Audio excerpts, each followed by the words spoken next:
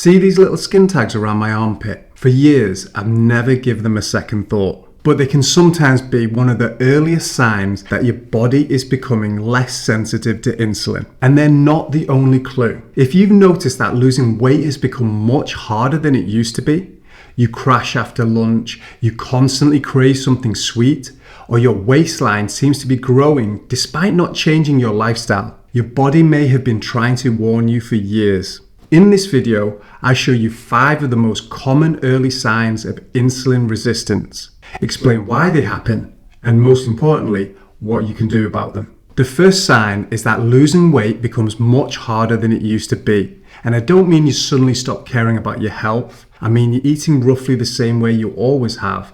You're trying to stay active, but your body is giving you a completely different result. Maybe in your 20s, you could go on holiday, enjoy yourself, and come home a few pounds heavier. And within a couple of weeks, you'd be back to normal without thinking too much about it. Now it feels different. The weight goes on more easily, it comes off more slowly, and you're left wondering, I'm doing all the right things, so why isn't it working? When your cells become less responsive to insulin, your body has to produce more of it to keep your blood sugar under control. And insulin doesn't just regulate blood sugar.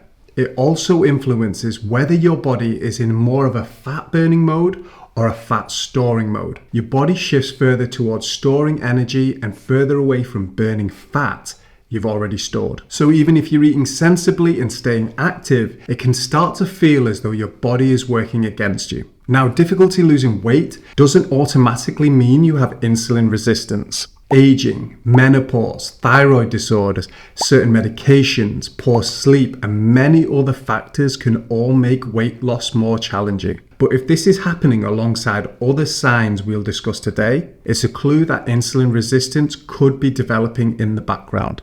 The second sign is feeling unusually tired after meals.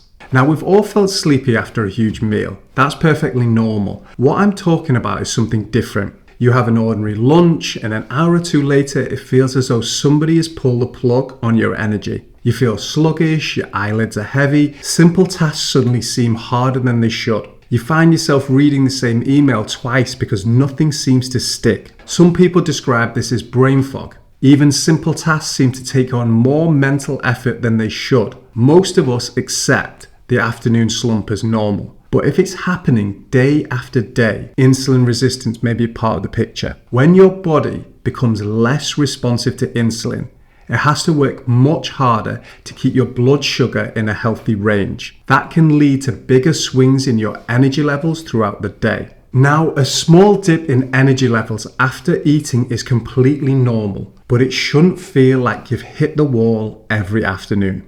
The third sign is that you find yourself craving sugary foods or carbs much more often than you used to. Now, enjoying a chocolate or a slice of cake every now and then is completely normal. That's not what I'm talking about. I'm talking about those moments where you've already eaten, but an hour or two later, you're back in the kitchen looking for something else. Maybe it's a biscuit with a cup of tea, a chocolate bar from the vending machine, a pack of crisps, or perhaps you never feel quite satisfied after meals. For many people, these cravings feel like a lack of willpower. But cravings aren't always just about discipline. Sometimes there's biology involved as well. When you become less responsive to insulin, it has to work harder to keep your blood sugar under control.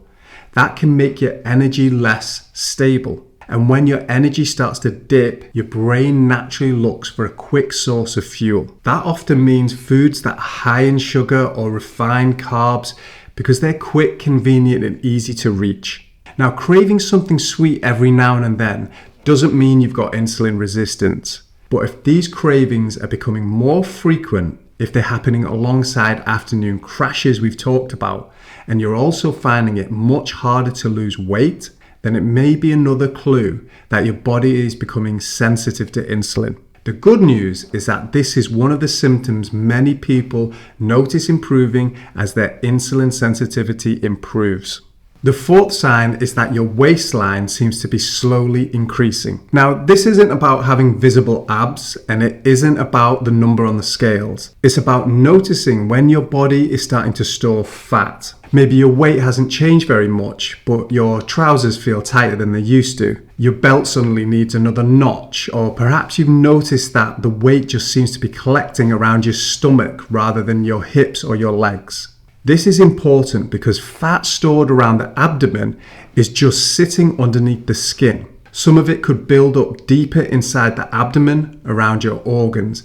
This is known as visceral fat. Visceral fat is much more metabolically active than the fat you can pinch, and it's strongly linked to insulin resistance, fatty liver disease, type 2 diabetes, and an increased risk of heart disease. That doesn't mean that with a larger waistline, you have insulin resistance. But if your waistline has been gradually increasing over the years, despite feeling like your habits haven't changed dramatically, it could be another sign your body is becoming insulin resistant. The encouraging news is that even relatively small reductions in weight size are often a sign that your metabolic health is improving. The fifth sign is one that completely surprised me. These little skin tags. I've had these for years, and if I'm being completely honest, I never really thought much about them. I just assumed they were one of those harmless things that happen as you get older. But the more and more I was learning about insulin resistance, I discovered that skin tags can sometimes be another clue that the body is becoming less sensitive to insulin. There's certainly not proof of insulin resistance, and there are other reasons why people develop them, but they're common enough that as a pharmacist, that made me stop and think. Another skin change that's linked to insulin resistance is something called acanthosis nigricans. This causes areas of the skin, most commonly around the neck, the armpits, the groins, to become darker, thicker, and almost velvety in texture. Unlike skin tags, these darker patches often develop gradually. So many people don't even realize they've got them until someone points them out. Researchers believe these skin changes happen because higher insulin levels can stimulate the growth of certain skin cells. Now, if you've got a single skin tag, it doesn't mean you've got insulin resistance. Many people develop them for different reasons. But if you're experiencing several of the other signs we've talked about today, it's worth mentioning them to your GP.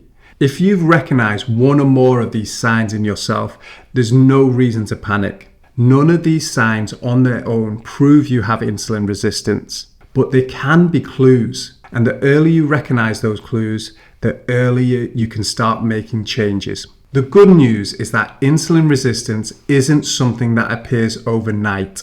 And in many cases, it can improve significantly weight, physical activity, sleep, and overall metabolic health. If I could leave you with one message, it's this. Insulin resistance often develops quietly for years before diabetes even appears. And that's exactly why recognizing these early warning signs matter. If you've enjoyed this video, I'd recommend watching my next video on fatty liver disease, because insulin resistance and fatty liver are often closely linked. Okay, thanks for watching, and I'll see you in the next one.